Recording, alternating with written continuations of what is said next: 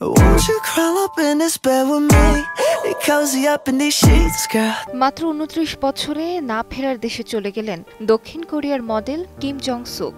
গত ৪ জুন তার আকস্মিক মৃত্যুতে শোক স্তব্ধ হয়ে পড়েন ভক্তরা। তবে কিভাবে কিমের মৃত্যু হয়েছে তা নিয়ে সৃষ্টি হয়েছে ধোঁয়াশা। তার মৃত্যুকে ঘিরে সামাজিক যোগাযোগ মাধ্যমে ছড়িয়েছে নানা বিভ্রান্তিকর গুজব।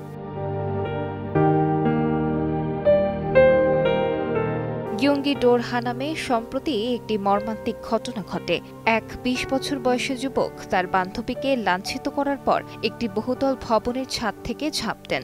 এই ঘটনায় কোনো ধরনের প্রমাণ ছাড়াই কিম জং সুকের নাম জড়িয়ে দেওয়া হয় এবং সোশ্যাল মিডিয়ায় ছড়িয়ে পড়ে নানা বিভ্রান্তিকর তথ্য।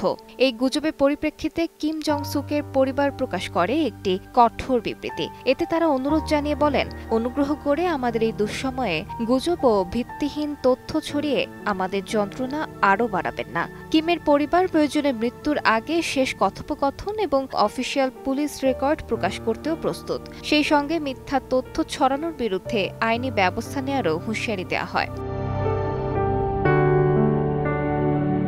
তবে কিভাবে কিমের মৃত্যু হয়েছে সে বিষয়ে এখনো পর্যন্ত কিছু জানায়নি পরিবার কিংবা স্থানীয় প্রশাসন। বিষয়টি ঘিরে রহস্য আরও ঘনীভূত হচ্ছে।